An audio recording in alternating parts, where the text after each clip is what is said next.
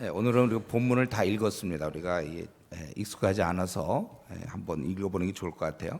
지금 이제 그 욥의 세 친구가 다 한 번씩 얘기를 했고, 그리고 또 엘리바스가 두 번째 얘기합니다. 그래서 그 15장 대만 사람 엘리바스가 대답하여 이르되 그는 지금 두 가지를 하는데 욥을 책망하고 있어요. 6절까지 보니까 책망하고, 그 다음에 35절 마지막까지 그 악인이 어떤 형벌을 받는지 이렇게 얘기하고 있습니다. 원래 그 엘리바스가 우리 첫 번째 할 때는 어떻게 했죠? 너가 지금 하나님 앞에 죄를 지어서 벌을 받는구나. 그러니까 너 하나님께 나가라. 그러면 이제 복 주신다. 그렇게 이제 처음에 얘기했던 엘리바스가 지금 두 번째 얘기할 때는 훨씬 강도가 세졌어요. 그리고 그를 얘기하는데 뭐냐면 너 악인이다 이렇게 얘기해요. 악인이구나. 그래서 거기 지혜로운 자가 어찌 헛된 지식을 대답하겠냐, 어찌 동풍을 그의 복배에 채우겠냐, 어찌 도움이 되지 아니하는 이야기 무익한 말로 변론이냐. 참으로 네가 하나님 경외하는 일을 그만두어 하나님 앞에 묵도하기를 그치게 하는구나. 너가 지금 하나님 경외를 그치게 하고 있다. 그리고 네 죄악이 네 입을 가르치나니, 그러니까 5절에 보면 5절 6절에 보면 너는 좀 간사하다. 그 내 입의 말이 너를 정죄하고 있구나. 그리고 네가 뭐냐 교만하다. 7절에 보면 뭘 안다고 네가 잘난 척하느냐 이거죠. 네가 제일 먼저 난 사람이냐, 신들이 있기 전에 네가 출생하였느냐, 하나님의 오묘하심을 네가 들었느냐, 지혜를 홀로 가졌느냐, 너만 뭐 아느냐 이렇게 교만하게 그러느냐 이거죠. 네가 아는 거 우리가 갖고 있지 못한 게 뭐가 있냐 이거죠. 그래서 10절에 얘기하기를 우리 중에 연로한 자가 있다는 거예요. 머리가 흰 사람, 또 네 아버지보다 나이가 많은 사람도 있느니라. 이거는 이제 이런 주장을 하는 인과응보 이런 주장하는 사람들 중에는 아주 경험 많은 사람이 있다는 뜻인지, 아니면 실제 지금 그 친구라고 얘기하는 게 그 당시에는 그런 관계도 되는 건지, 이건 우리가 정확히 모르겠어요. 어쨌든 지금 지혜로운 사람이 많은데 너 뭐 혼자 잘났다고 그러냐 이거죠. 그리고 너 왜 11절에 보면 하나님의 위로, 바로 자기들을 통한 게 위로인데 그걸 네가 아주 거부하느냐 이거예요. 그러면서 어찌 네 마음에 불만스러워하며 내 눈을 번뜩거리며 내 영이 하나님께 분노를 터뜨리며 네 입을 놀리느냐. 아주 대적하느냐 그거죠.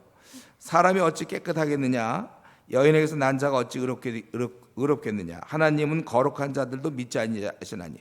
이거는 그때 우리 엘리바스가 처음에 얘기할 때 그 4장에 보면은 4장 17절 사람이 어찌 하나님보다 의롭겠느냐, 사람이 어찌 그 창조하신 보다 깨끗하겠느냐, 하나님은 그의 종이라도 그대로 믿지 아니하면 그의 천사라도 미련하다 하시나냐. 그런 생각을 늘 갖고 있었던 것 같아요. 여기서도 또 마찬가지로 15절 하나님은 거룩한 자를 믿지 아니하시나니 하늘이라도 그가 보시기에 부정하거든. 내가 어떻게 하나님을 네가 대적하고 그러느냐 이거죠. 하물며 악을 저지르기를 물 마신 같이 하는 가증하고 부패한 사람을 용납하겠느냐. 그러니까 지금 엘리바스가 첫 번째는 너 아주 악인이다 그 얘기를 하는 거야. 넌 참 악인이다. 그렇게 얘기하고, 그리고 이제 17절부터 우리가 35절까지 이거는 뭐냐면 이 악인은 이러한 형벌을 받는다 그거예요. 그러니까 아주 겁을 주는 거죠. 너 지금 제가 보니까 이제 엘리바스 마음속에 분노가 있는 것 같아요. 잘 얘기해 줬는데 그가 받아들이지 않고 계속 의롭다고 그러니까, 아니 어떻게 의로울 수가 있는 거야 자기가. 그래서 너는 아주 교만하고 또 간사하며 사람들이 이렇게 위로해 줘도 네가 받아들이지 않구나. 그러면서 그러면 악인은 어떤 형벌을 받는가. 17절부터 19절까지 내가 본 것 경험한 것을 잘 들으라. 이것은 원래 예로부터 주어진 거예요. 계속 전해 내려왔고 다른 사람이 개입하지 않은 아주 순수한 위에서부터 쭉 내려온 어떤 진리들인데, 뭐냐면 20절 악인은 일평생의 고통을 당한다는 것입니다. 21절에 그는 놀라게 되며 멸망을 받게 된다는 거고, 22절에 그는 어두운 데서 나오지 못함, 그러니까 어떤 절망의 상태를 얘기하고 칼날이 그를 기다리고 있는 것입니다. 그는 음식을 구하기 위해서 헤맬 수밖에 없습니다. 23절에 그리고 24절 환난과 역경이 그를 두렵게 하며 결국 그에게 찾아온다는 거예요. 왜 그러냐? 그는 왜냐하면 그의 손을 들어 하나님을 대적하며 교만하며 전능자에게 힘을 과시하였습니다. 그 모습이 그는 26절 그는 목을 세우고 방패를 들고 하나님께 달려드니 그 얼굴에는 살이 찌고 허리에는 기름이 엉겼고 그는 황폐한 성읍 사람이 살지 않은 집 돌무리가 될 곳에 거주하였습니다. 그는 하나님께 아주 도전을 한다는 거예요. 그래서 아주 그는 벌받을 수밖에 없다는 것입니다. 거기 거주했다는 얘기는 아주 벌받을 만한 곳에 아주 살고 있구나 그거예요. 그리고 그는 부유하지도 못하고 29절 그리고 있는 재산도 보존되지 못하고 그의 소유는 증식되지 못하고 산업도 안 된다는 것입니다. 또 30절에 보면 결국 그는 하나님의 입김으로 그가 떠나게 되는 아주 쇠잔한 그렇게 될 수밖에 없다. 그는 스스로 속아 허무한 것을 믿지 아니할 것은 허무한 것이 그의 봉이 그가 속고 허무함을 당하게 되는 것이며 또 그의 32절 그의 날이 이르기 전에 그 일이 이루어질 것인즉 그의 가지가 푸르지 못하리니 포도 열매가 익기 전에 떨어진 것 같고 감람꽃이 곧 떨어진 같으리라. 결실도 없고 그리고 34절 그의 장막은 불탈 것이다. 그들은 재난을 잉태하고 죄악을 낳으며 그의 뱃속에 속임을 준비하느니라. 아주 악하고 불의하고 이런 것들이 그에게 넘친다 그거예요. 그러니까 뭐 이렇게 굉장히 시적인 것 같지만 내용은 굉장히 안 좋은 거죠. 네가 굉장히 죄인이고 그러니까 너 이제 벌을 받을 수밖에 없다는 것입니다. 우리 지난번에 엘리바스는 하나님의 그 인과응보, 죄인이기 때문에 벌을 받는다. 그것을 많이 강조했다면 지금은 너 아주 악인이다. 이거 너 악인이고 그래서 아주 직접적으로 책망하고 있습니다. 우리가 이런 이제 지금 결국 15장을 들으면 책망이에요. 한마디로 얘기하면 15장은 욥을 책망하는 거. 그러면 그 뭡니까? 욥은 그 책망을 듣고 있는 거예요. 지금 참 살 소망이 없는 힘든 상태에서 친구가 와서 너는 정말 악인이다. 이제 이렇게 얘기를 하는 것이죠. 고난받는 친구 욥이 그러니까 이 친구가 와서 자기의 그 고난받는 친구 욥을 더욱 힘들게 하는 것입니다. 그러니까 욥의 입장에서는 굉장히 억울해요. 자기가 사실도 아닌데 자기를 지금 간사하며 교만하며 하나님을 대항하며 악인이고 그럼 너는 굉장히 결국은 망할 것이다. 이렇게 욥이 아니 지금 그렇게 많은 고난을 당했으면 됐지 또 이런 오해와 비방을 당해야 됩니까? 근데 여러분 저와 여러분도 이 땅을 살다 보면 이런 일이 많이 우리가 겪게 돼요. 내가 나의 속을 알면 그렇지 않을 텐데 사람들이 제대로 알지 못하고 오해하거나 또 어떤 내가 선한 말을 했거나 좋은 일을 했는데도 그거에 대해서 비방하거나 또 까닭없이 미워하기도 합니다. 여러분 이것을 우리가 실제로 이 땅에서 겪어요. 그렇죠? 여러분들 실제 이런 일을 겪죠. 이렇게 비난당하거나 오해를 받거나. 그렇기 때문에 우리가 이것을 겪는 걸 좀 생각하면서 그때 얼마나 마음이 아파요. 내가 그렇게 하지도 않았는데 막 오해를 받고 비난할 때. 그렇다면 우리는 이런 좀 엘리바스 이런 사람을 보면서 우리도 그러면 우리라도 앞으로 남은 이제 40년, 50년, 30년의 삶 좀 이런 일을 하지 말도록 좀 제대로 알고 들어서가 아니라 정말 제대로 깨닫고 확실하게 좀 이런 걸 이치를 잘 알아서 얘기할 수 있도록 이런 면에서 우리가 제가 늘 좋아하는 말이죠. 분별력 이치를 깨달아봐요. 이치. 사람들과 관계에서 내가 이런 행동하면 다른 사람은 어떻게 생각할 것이고 또 이게 지금 어떻게 돌아가는 것인가 이런 분별력이 우리에게 필요합니다. 이걸 위해서 특별히 한번 기도하세요. 이 분별력은 어디서 나옵니까? 성경에서 나와요. 우리를 지혜롭게 하기 때문에. 그래서 여러분들이 그 PBS를 숙제하면 안 되는 이유가 그건 그날 그 한 주간 아무것도 안 하거나 똑같은 거예요. 이런 분별력이 나올 수가 없어요. 그러니까 여러분이 배우자를 택할 때라도 성경을 많이 연구한 사람을 만나세요. 그 분별력이 있어요. 그냥 뭐 멋있다 이걸 하지 말고 또 자녀를 키울 때 그저 영어 잘하고 수학 잘하고 학원 보내고 이거 말고 이 아이가 분별력이 있어야 나중에 끝까지 효도를 하는 것이고 얘가 험한 세상 살아갈 때 사람들로부터 욕 얻어먹지 않는 거예요. 분별력이 있어야 돼요.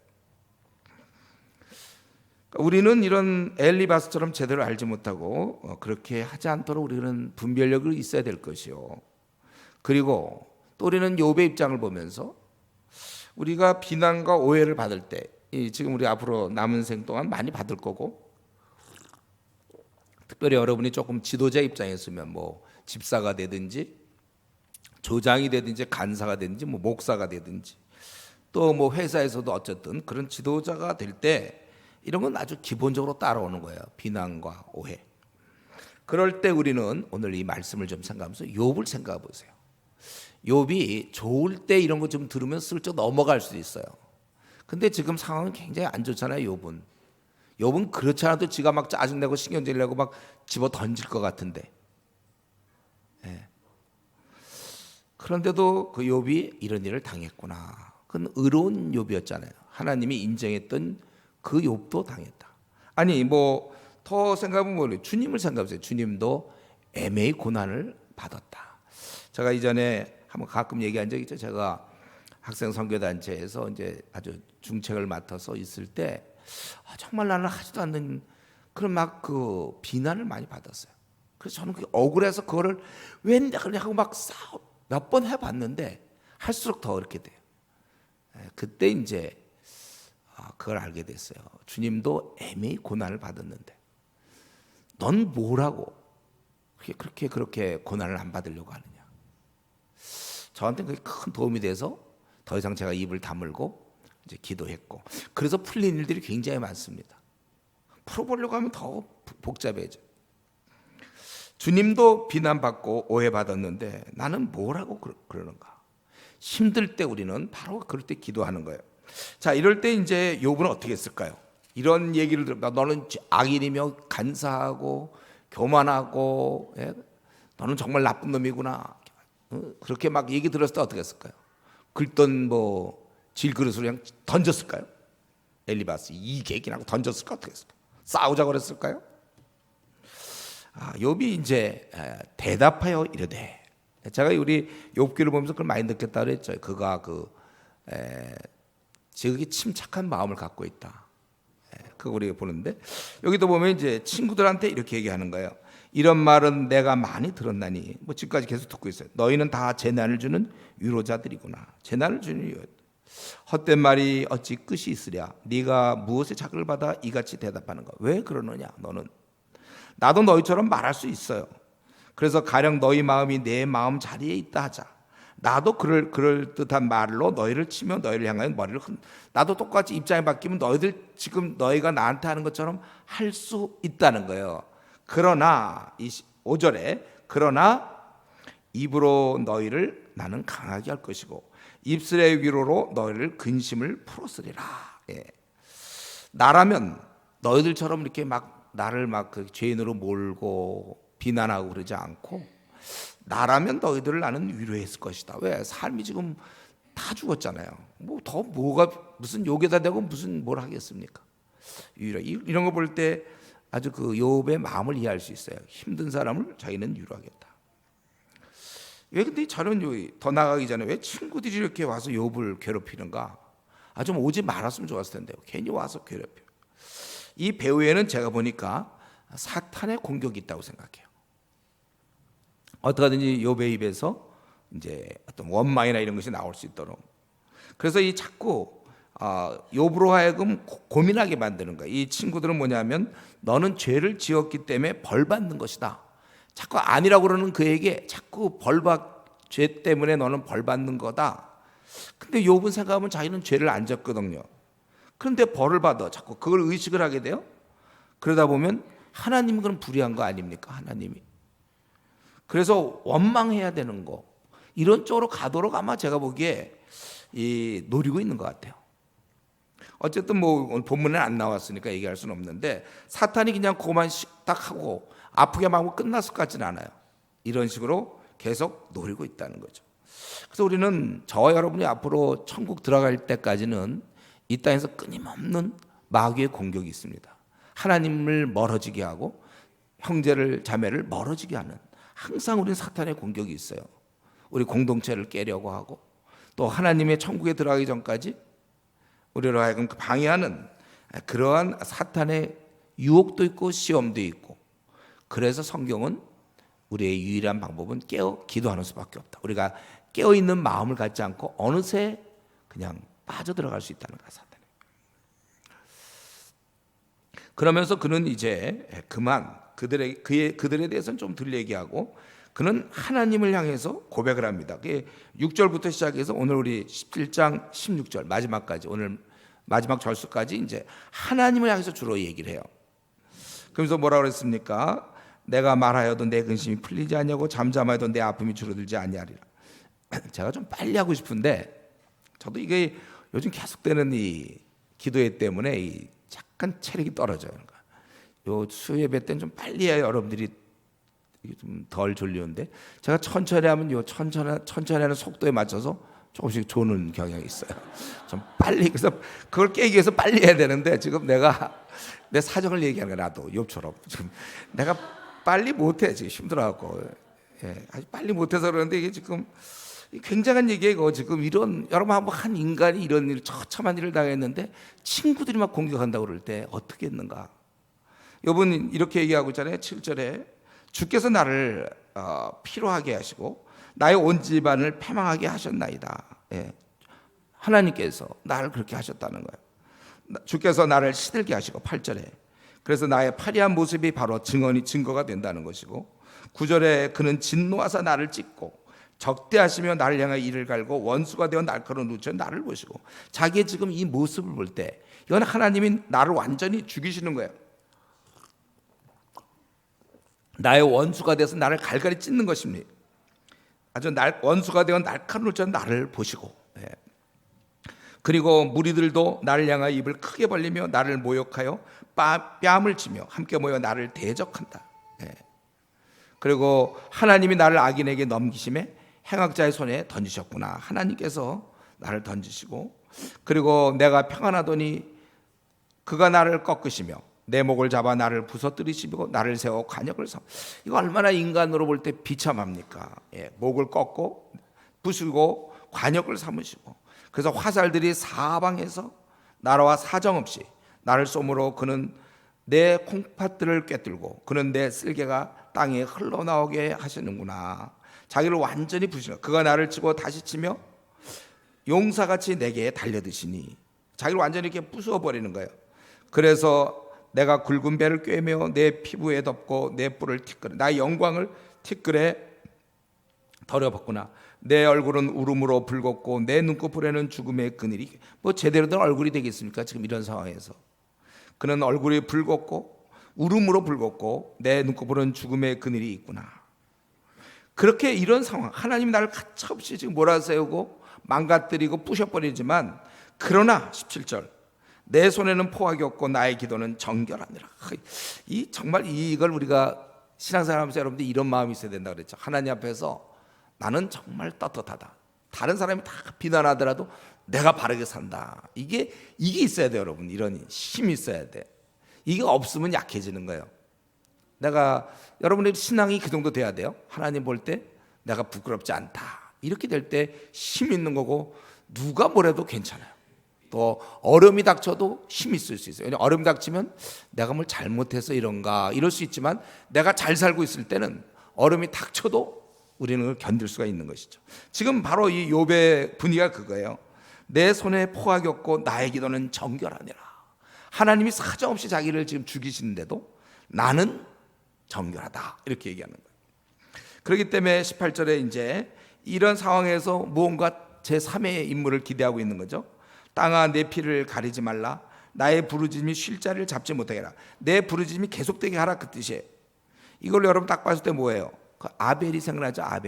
아벨의 피가 호소한다. 비록 내가 죽지만 계속해서 호소해. 억울하게 죽음, 의로움, 이걸 얘기하는 거죠. 나의 부르짖음이 쉴 자리를 잡지 못하게 하라. 지금 나의 증인이 하늘에 계시고 나의 중보자가 높은 데 계시니라. 그런 믿음이 있었어요. 자기는 이러한 상황 속에서 어떻게 해볼 수 없을 때 하늘에서 또 이런 중보자가 계셔서, 나의 친구는 나를 조롱하고 내 눈은 하나님을 향해 눈물을 흘리니 사람과 하나님 사이에 그러니까 하나님과 나 사이에 어떤 중보해줄 그것을 소망하는 거예요. 또 그 이웃 사이에 중재하시기를 원한다. 사람과 사람 사이에 해주시기를 원한다. 이제 나는 얼마 안 있으면 죽게 된다. 지금 우리 이렇게 욥이 답변하고 이제 17장에서도 답변하는데 17장에 넘어가기 전에 지금 제가 욥의 이 말하는 태도를 보면서 한 가지 좀 생각한 것은 욥이 그들한테 너희들은 재난을 주는 위로자다 하면서 5절까지 좀 이렇게 얘기했잖아요. 나 같으면 너희들을 나는 위로할 거다. 나 같으면 너희들 나 갖다가 힘들게 하지만 나는 위로한다. 이렇게 얘기하고 나서 그 다음에 6절을 보세요. 여러분 6절부터 쭉 보니까 더 이상 이 사람들하고 얘기를 하지 않아요. 이건 제가 좀 생각해 보니까 이렇게 얘기가 안 되는 친구들하고는 너무 오래 얘기하는 게 아니에요. 너무 오래 얘기하는 게 아니구나. 이게 지혜가 아니에요. 이럴 때는 넘어가요. 그러니까 몇 번 얘기하다가 안 되는 사람 자꾸 붙잡고 그건 안 되고 넘어가야 되는 거구나. 그래서 자기 상황만 나 같으면 난 위로했겠다. 너희들은 재난을 주는 위로자다. 이런 얘기하고 그 다음에 상대를 안 하고 하나님께로 넘어가는 거예요. 우리가 이런 걸 좀 배워야 됩니다. 현명한 모습이에요. 내가 안 될 때 혹시 부부간에도 그럴 수 있나요? 물론 풀어야 돼. 그걸 속으로 풀면 안 돼요. 그러나 만약에 도무지 안 될 때는 그때는 하나님께 울부짖어야 돼요. 교회에서도 저 사람하고 도무지 얘기만 하면 자꾸 싸워. 오히려 얘기하면 더 싸움이 깊어져. 얘기를 멈춰야 돼요. 그리고 하나님께 나가요. 욥은 이렇게 했습니다. 그래서 우리도 이 땅에서 잘 안 되는 사람하고 너무 싸우지 마세요. 그냥 갈 길을 가야 됩니다. 대화가 안 될 때 하나님 앞에만 탄원하는 이런 지혜가 있어야 됩니다. 그런데 이제 여기서 지금 그분께서 하나님께서 자기에게 까닭 없이 자신에게 고난을 주신다고 분명히 그는 얘기하고 있어요. 그렇게 생각하면서도 근데 이런 고난을 주시는 하나님께 고백하고 하나님께 신뢰하는 그런 모습. 분명히 하나님은 나의 대적이요 나를 멸망시키고 슬피고 죽음만 주는 그런 분이다. 그러면서 아주 자기가 정말 자기야말로 치열하게 아주 힘이 없는 다 망가진 인생이에요. 아무 소망도 없습니다. 그런데 자기의 삶을 그대로 인정하고 그리고 나서 하나님을 의지하는. 그래서 자기는 이제 하나님을 바라보면서 이렇게 20절 나의 친구는 나를 조롱하고 내 눈은 하나님을 향하여 눈물을 흘린다. 하나님을 바라보고 있다는 거예요.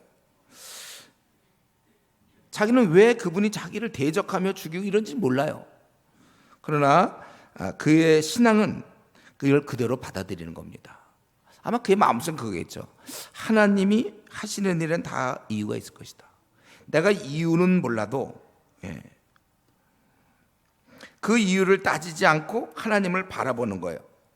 내 현재 생각과 자기가 갖고 있던 신앙의 싸움입니다.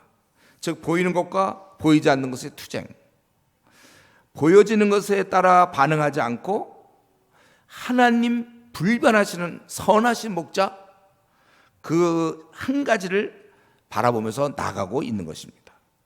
그러니까 이 욥의 입장에서 제가 이 16장을 볼 때 하나님이 왜 이렇게 하시는지 그 이해가 안 되죠. 근데 이해가 되고 안 되고가 중요한 게 아니에요.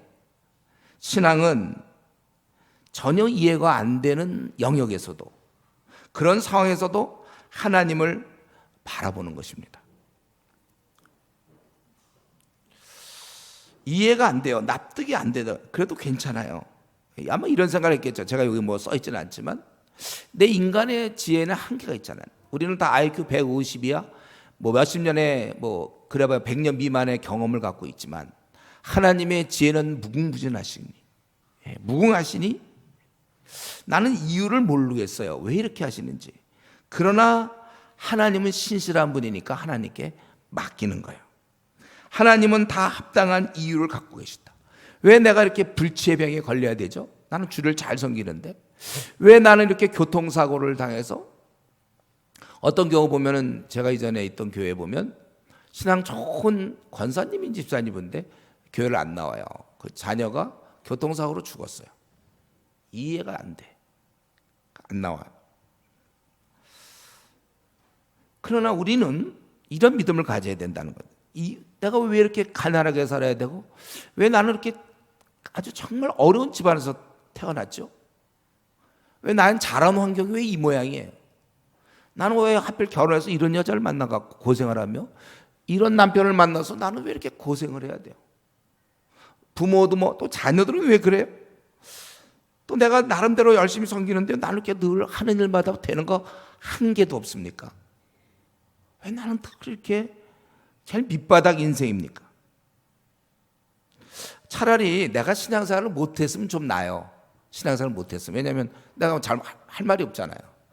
잘 하고 있는데 이게 더 어려워요. 그러니까 제가 볼 때 욥은 더 어려웠을 거예요.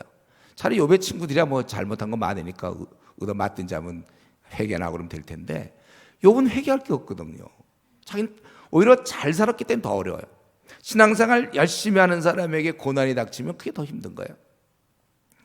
그런데 우리는 욥의 이런 태도, 나의 친구는 나를 조롱하고 내놓는 하나님을 향하고, 또 나에게는 증인이 하늘에 계시고 나의 중보자가 높은 데 계시고, 또 내 피를 가리지 말라, 나의 부르짖음이 쉴 자리를 찾지 못해 계속해서 할 것이다.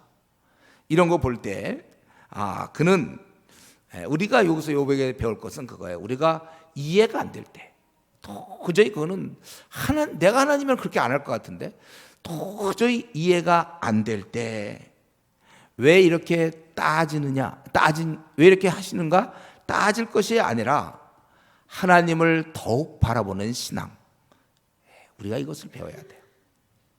여러분은 어떻습니까? 나에게 어떠한 역경, 고난, 좀 납득이 안 되는 그런 상황이 찾아올 때, 그럴 때 선한 목자께서는 다 생각이 있으시겠지. 그렇게 믿고 하나님을 그렇게 바라보고 있습니까?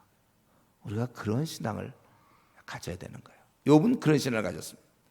계속해서 지금 하나님과의 관계에서 계속 17장 나는 지금 죽어간다 이거예요.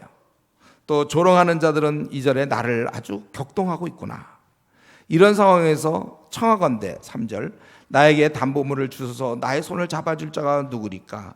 이런 상황에서 주님이 내 편이에요. 내 손을 잡아줘라. 그러니까 보증을 해주는 그런 행동을 해달라, 그거예요. 주께서 그들의 마음을 가리어 깨닫지 못하게 하셨사오니 그들을 높이지 마.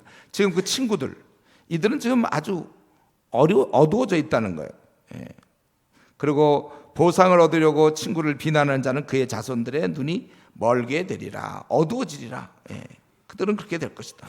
그들은 나를 조롱하고 침뱉고, 6절에 또 7절에 하나님께서 나를 그렇게 하시니까 그들이 내 얼굴에 침을 뱉고 나를 조롱하고, 나는 그래서 근심이 가득 차며, 또 이 나 의는 이로 말미암아 놀라고, 또 이런 경건치 못한 자 때문에 내가 분노하게 되는 거예요. 그런데 9절, 그러므로, 여기 9절이 중요하죠. 그러므로 의인은 그 길을 꾸준히 가고 손이 깨끗한 자는 점점 힘을 얻는다. 이 갑자기 여러분 이걸 보세요. 완전히 근거가 없잖아요. 이거는 지금 자기가 조롱을 당하고 아무런 근거 없어요. 하나님이 그렇게 하고 계시는데, 근데 그러므로, 뭐가 그러므로인지 모르겠어요. 그의 그는 논리, 지금 말의 흐름상은 하나도 안 맞아요. 그의 신앙의 마음에선 되는 거예요. 그럼에도 불구하고, 그러므로가 원래 그럼에도 불구하고 의인은 그의 일을 꾸준히 가고 점점 힘을 얻을 것이다. 아무런 소망이 보이지 않는 상황에서도 이런 믿음을 갖고 있어요. 그리고 그는 이제 아주 이런 걸 바탕으로 10절부터 이제 16절까지 하죠. 아주 강경한 어조로 얘기합니다. 너희는 모두 다시 올지니라. 내가 너희 중에서 지혜자를 찾을 수 없느니라. 너희들 그동안 3번 얘기했고 지금 4번째로 또 엘리바스가 얘기했지만, 너희들 안 되겠다. 지혜가 없다. 너희들은 지혜가 없고 나는 뭐가 없어요? 소망이 없어요. 소망. 나의 날이 지나갔고 내 계획, 내 마음의 소원이 다 끊어졌구나. 지금 그들에게 지혜가 없이 다 물러가라고. 왜냐하면 자꾸 앞에서 힘들게 하니까. 너희들은 지혜가 없다. 그리고 자기는 정말 아무런 소망이 없는 거, 희망이 없는 것입니다. 그 16절까지 그 내용이에요. 나의 날이 지나갔고 내 계획, 내 마음의 소원이 다 끊어졌구나. 그들은 밤으로 낮을 삼고 빛 앞에서 어둠이 가깝다 하는구나. 여기서 그들이라는 것은 좀 이 어둠의 세력 같기도 하고 어떤 소울 같기도 하고 하여튼에 자기의 그 절망을 표현하고 있는 거예요. 그리고 밤으로 낮을 삼고 어둠이 가깝다 한다. 그들은 어둠을 몰고 온다는 것이죠. 이런 절망이 그렇다는 것 같아요. 보니까 내가 스올이 내 집이 되기를 희망하며, 자기는 죽기를 원하는 거예요. 내 침상을 흑암에 펴놓으며. 그러니까 오직하면 소망이 뭐냐면 죽는 거예요. 그렇다면 여기 지금 사는 게 얼마나 비참한지, 죽지 못해 사는 거 있잖아요. 바로 그거예요. 정말 죽고 싶어요. 그래서 우리가 자살도 하고 그러는 거 아닙니까? 못 살겠으니까. 지금 바로 그거예요. 스올이 내 집이 되기를 희망한다. 그래서 나는 또 흑암에 펴놓고 무덤과 그리고 이게 구더기, 이런 것들, 이것이 함께 지나며 나에게는 희망이 없는 거예요. 그래서 무덤에게 너는 내 아버지라, 구더기에 너는 내 어머니, 내 자매라 할지라도 나의 희망이 어디 있으며 나의 희망을 누가 보겠느냐. 그러니까 전혀 희망이 없다는 거예요. 우리가 속에서 쉴 때에는 희망이 스올의 문으로 내려갈 뿐이니라. 나와 함께 음부에 가겠고, 그리고 원래 이 말이 너희들도 함께 가겠느냐, 뭐 이렇게 이제 끝을 내는 것입니다. 그러니까 우리가 이거 볼 때 17장에서는 지금 뭘 많이 얘기하냐면 이 하나님이 그를 대적함으로, 아까 16장에서는 도무지 이해가 안 되는 가운데서 하나님을 바라봤고, 17장에서는 지금 욥은 아무 소망이 없어요. 그래도 그는 주님을 바라보고 있습니다. 그래서 아까 9절에 그럼에도 불구하고 의인은 그 길을 꾸준히 가고 손이 깨끗한 자는 점점 힘을 얻는다고 고백하고 있습니다. 다 이제 우리가 객관적으로 볼 때 욥의 인생은 끝났습니다. 그런 모든 면에서 이제 다 끝났어요. 몸이 회복된다 하더라도 그는 안 될 거예요. 정말 처절한 아주 비참한 그런 상태. 또 이런 상태에서 지금 친구들이라고 와갖고 그의 막 그 분노를 막 격동시키고 있는 이런 상황입니다. 그런데 이런 상황에서 욥이 특이한 것은 하나님을 바라보고 있다는 거예요. 이게 참 무슨 뭐 오뚜기 같기도 하고 참 특이해요. 이게 심한 재앙 중에서도 하나님을 원망하지 않았잖아요. 그래서 그는 의인일 뿐만 아니라 아주 그런 심한 재앙 중에서 그는 이해가 안 되는 상황에서 전혀 그는 원망하지 않았다. 그래서 그는 의인이다. 근데 그것뿐만 아니라 오늘 요 17장에서 볼 때는 그는 그 이해가 안 되는 가운데서도 원망하지 않은 것만 훌륭한 게 아니라 이 절망 중에서도 희망을 갖고 있다는 거. 그는 어떤 상태라고 했죠? 아까 재산 굉장히 부자인데 하루아침에 거지가 됐어요. 자식은 다 죽었어요. 그의 건강은 지금 최악입니다. 그의 앞날은 없어요. 더구나 지금 본인이 얘기한 하나님의 징계까지 받고 친구들은 와갖고 너는 아주 악인이라고, 제로 바닥 중에 이런 바닥은 없죠. 그런데 그 절망, 자기 죽어가요. 자기는 이제 내 집이 되기를, 스올이 음부가 내 집이 되기를 희망하는 그러한 절망, 제일 밑바닥에서도 하나님을 바라봤다는 거예요. 제가 보기에 이게 참 귀하고 귀한 믿음입니다. 아주 훌륭한 믿음이에요. 우리의 그 차이를 느끼게 하는 거예요. 여기서 우리의 한계를 느끼게 해요. 절망 중에서 바라봤다. 보통 이 정도면은 분노로 폭발하거나 아니면 그냥 자포자기해서 그냥 되는 대로 이렇게 그런 상황인데도 그는 이성을 잃지 않고 끝까지 주를 바라봤다는 거예요. 그러니까 제가 보기에 이런 장면에서 아마 모르게도 사탄이 항복했을까, 사탄이 쓰러졌을까, 뭐 이런 사람이 다 있나. 절망 중에 소망이 없는데 어떻게 소망을 갖죠? 그러니까 이 정리해 보면 아까 16장에서는 그는 도저히 납득이 안 돼. 하나님이 왜 이렇게 하시는지. 그럼에도 불구하고 하나님을 바라봤어요. 16장에서는. 17장에서는 이제 완전히 절망이에요. 소망은 요만큼도 없는데, 희망은 요만큼도 없는데 하나님을 또 바라보고 있다는 거예요. 무에서 유를 창조해내는 거예요, 정말. 여러분, 이 이제 이 의인 욥에 대해서 우리는 지금 많은 걸 공부하고 있는 중에 한번 정말 그는 이해 안 되는 가운데서 또 절망 가운데서 하나님을 의지했어요. 한번 이 욥을 보면서 우리 자신은 좀 어떤가 한번 우리 자신을 들여다봅시다. 나도 지금 왜 하필 나에게 이런 역경을 주시는가? 혹시 이해 안 되는 그런 상황이 있나요? 또는 나는 이제 완전히 아무것도 바랄 게 없어요. 나는 절망이에요. 나는 지금 끝이에요. 나는 그런 상황에서도 여러분 자포자기하지 않고 하나님을 바라봅니까? 그런 상황에서 하나님을 의지하는가? 우리 신앙의 선배 욥은 오늘 우리에게 증언하고 있습니다. 이런 가운데서도 하나님을 바라봐라. 여러분, 우리 말씀 마치겠는데 우리가 이렇게 지금 혹시 우리 가운데 굉장히 속상한 상황, 그 생각만 하면 자다가도 잠이 깨고 아주 답답하고 어쩌면 억울하고 혹은 막혀있는 아무런 이제 소망이 나에게는 없다. 나는 이제 완전히 끝이다. 그런 상황에서도 범사에 감사하며 항상 기뻐함으로 하나님께 나아갈 수 있겠는가? 그렇게 바라보고 하나님을 그렇게 신뢰하며 기도하는 우리 성도님 되기를 바랍니다. 우리 전 한번 같이 기도합시다. 우리 욥은 정말 극한 상황 속에서 이유를 도무지 알 수 없어요. 그러나 그런 가운데서 원망하지 않고 하나님을 바라보고 깊은 절망 다 막혔을 때 또 그는 하나님을 신뢰합니다. 최근에 나는 혹시 어떤 문제로 낙심하고 머물러 있지 않았는지, 혹은 하나님께 기도도 안 하고 그냥 이제 모르겠다고 내 멋대로 살지는 않았는지, 이 시간에 한번 이 말씀 생각하면서 같이 통성으로 기도하겠습니다.